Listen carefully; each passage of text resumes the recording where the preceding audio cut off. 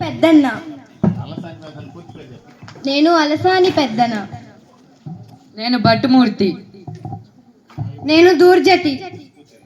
నేను పింగళి సూరన. నేను తిమ్మన్న. నేను రామభద్రుడు.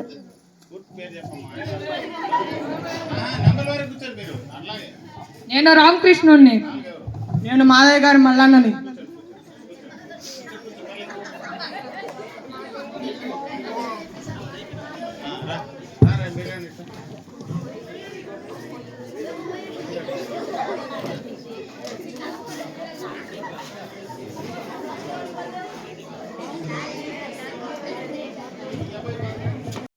కలలోన పొడగట్టు రాముడై రావయ్య మత్కావ్య రమ్య ఫలమా జయదేవ కవిరాజ జయ గీతి ఫలమైన కృష్ణయ్య రావయ్య కీర్తి గరిమా పద కవిత్వాచార్య పదమందు ముదమందు వెంకన్న రావయ్య వితత వరమా రాయులై రమణుడై రహిభోజుడై నీవు రావయ్య రావయ్య రసకలసమా ఇట్టి నీ కన్నా అర్హులింకెవ్వరయ్యా రుద్రానంద రసమే రుద్రాభిషేకమనగా నీకంకితము చేతుననగా నీకంకితము చేతును అనగా లలిత కలిత గుణమాన్య మత్కావ్య సన్య ధన్య ధన్య మార్తాండ రాజగంభీర సాహిత్య సార్వభౌమ శ్రీ శ్రీ శ్రీ శ్రీకృష్ణదేవరాయలు విచ్చేస్తున్నారు.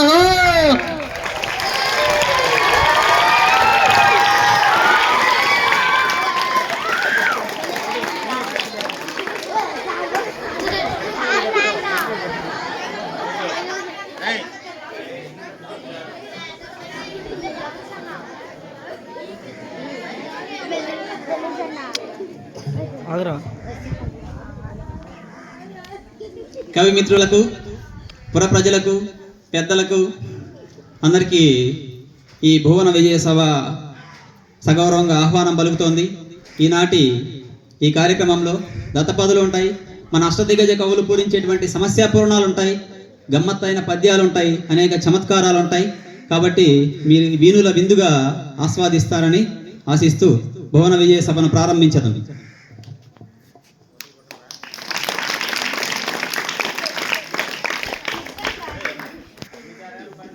చిత్తం రాజేంద్ర, కవిచంద్ర, మీతో నేటి భువన విజయ సభను ప్రారంభించాలనే నా అభిలాష.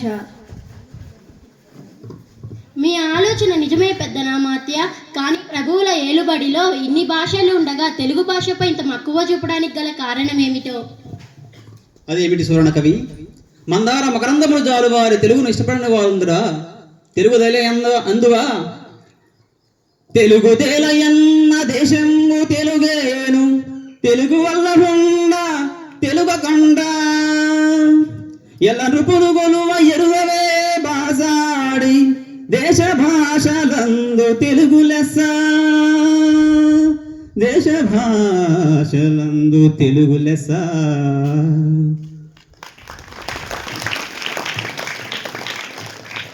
ఇంతటి అమూల్యమైన తెలుగును ఇష్టపడిన వారుందరే. మేము సమస్యాపూరణం మరల గావించదాం.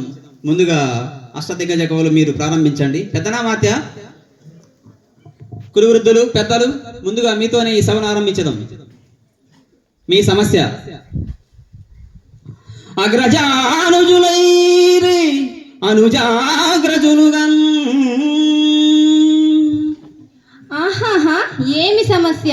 అన్నదమ్ములు తమ్ముడన్నలయ్యారా? ప్రభు, నా పూరణ ఇదిగో.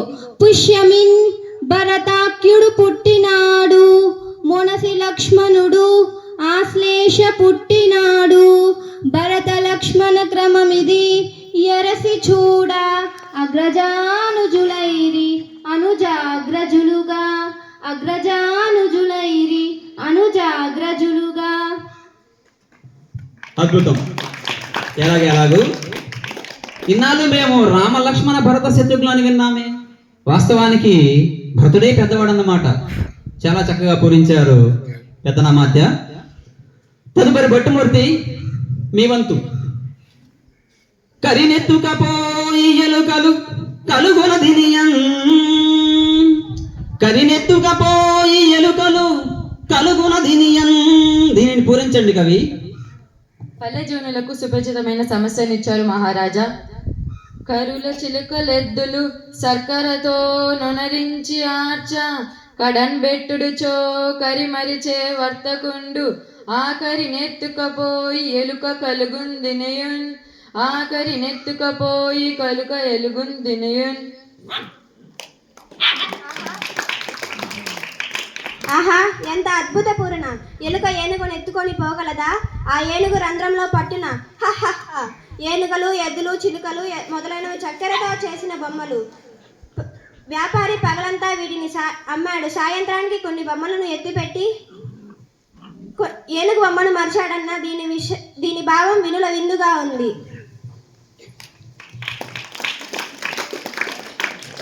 తదుపరి ముద్దు పలుకుల ముక్కు తిమ్మన కవి. ఇక మీ వంతు. ఘన సంపన్న, దీనిని పూరించండి కవి. రాజశేఖర, మానవులను ఆడిన మాటలు తప్పేవారు కొందరున్నారు. జంతువుల్లో దీనిని చూడలేం, అయినా దైవ కృపతో పూరించదను. ఆడిన మాటను తప్పిన గాడిద కొడుకంచు తిట్టగా విని, అయ్యో వీడా నా కొడుకని యొక్క గాడిద ఏడ్చన్ గదన్న ఘన సంపన్న. లౌకిక జీవన గమనంలో గ్రామీణుల దూషణను, ఆడి తప్పే జనుల హీన స్వభావాన్ని తెలుపుతూ మాటలు పెట్టుకొని విలువను చాటారు. ఆడి తప్పే మనిషిని గాడిద కొడుకని తిట్టినప్పుడు విశ్వాసానికి మార్పేరుగా నిలిచిన జంతువు గాడిద ఏడ్చిందని అన్నారు. దీనిని చెప్తూ దృష్టాంత రూపంలో సాగిన మిపున బలా. దుర్జటి తిమ్మన కవీంద్రులు లోకరీతిని భీతి లేకుండా పలికారు. తదుపరి మీ వంతు.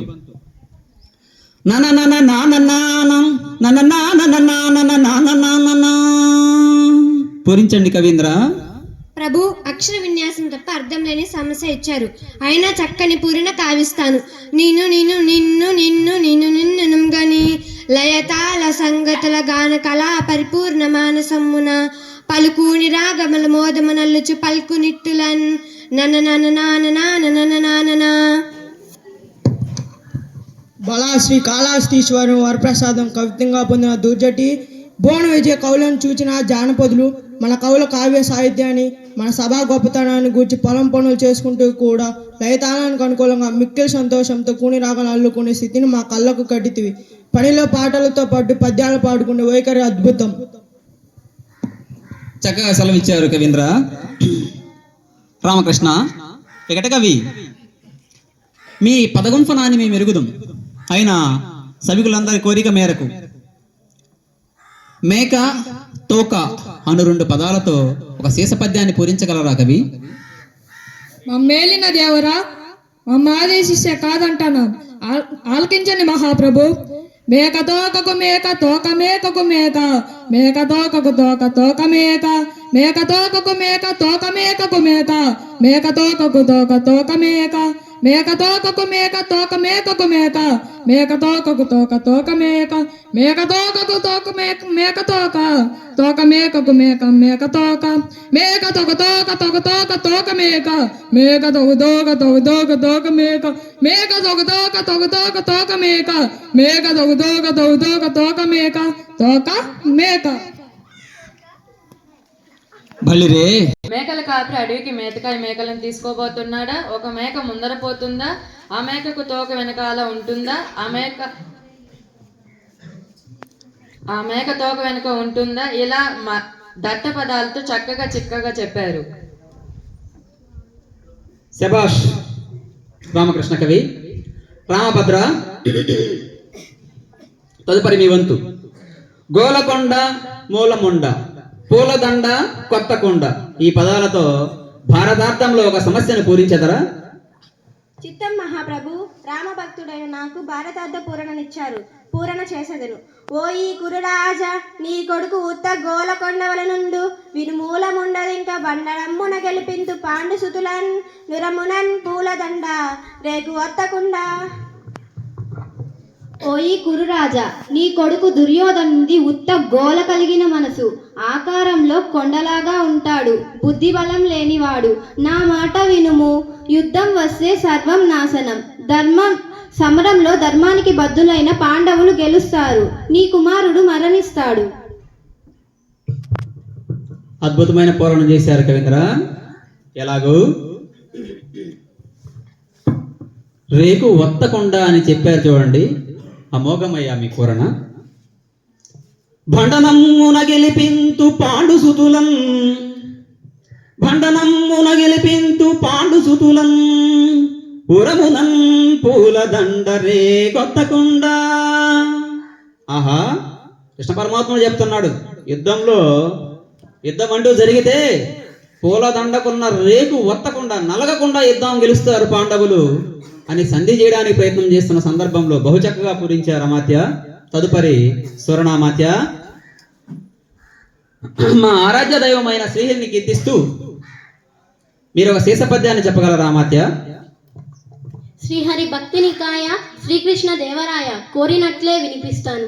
మత్స్యమై జడనిది మడించే శోమకున్, కూర్మమై కవ్వపు కొండ మోసెన్, కిటియై హిరణ్యాక్షు గిటగిందించెను, వట్టుడై హరి అయి వధించే ప్రహ్లాద జనకున్, వట్టుడై బలిధనుజు వచించి కుదయించే, భార్గవుడై క్షేత్ర పంక్తి జిండే, దశరథ రాముడై దశకుంట దేగదార్చే, శౌరి అయి దుష్టుల సంహరించే, బుద్ధుడై త్రిపుల స్త్రీల బుద్ధి మార్చి, రౌద్రచే వారి భర్త ద్రొంగజేసెన్, కల్కి అయి మెచ్ల సంతటి బిట్టు మార్చు, హరిదశావతార చరిత్ర నవినుతమ్ము.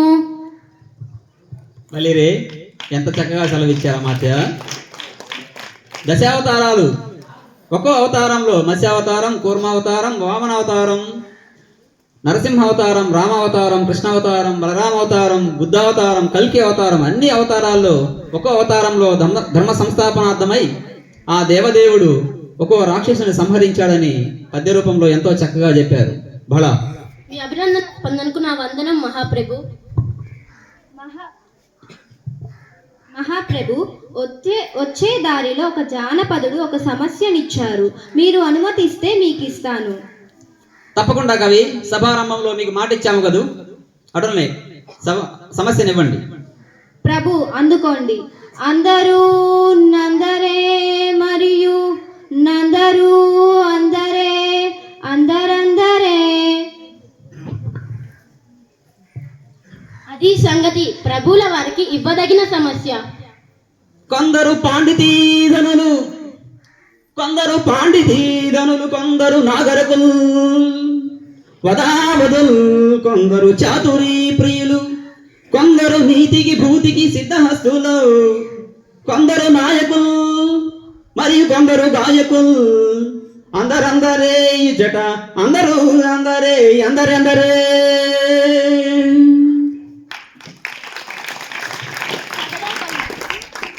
సభలో కొందరు పాండిత్యమే ధనంగా కలవారు, కొందరు నాగరికులు, ఇంకొందరు ప్రవర్తకులు, మరికొందరు చాతుర్యాన్ని ఇష్టపడేవారు, నేతలు మరియు గాయకులు. ఇలా సభలోని వారిని ఉద్దేశించి చెప్పారు. దీనిలో మన రాజ్యంలోని ప్రజల సాహితీ సామర్థ్యాలను గుర్తు చేస్తూ అందరూ అందరే అనడం వలన ఎవరికి వారే గొప్ప అని అర్థం. కవి పండితులారా, మీ సమస్య పూర్ణల పద్యగానంతో మా మనసు ఎంతో మురిసింది. నేటికి ఇది చాలు. మీ అందరికీ కృతజ్ఞాంజలులు. స్వస్తి.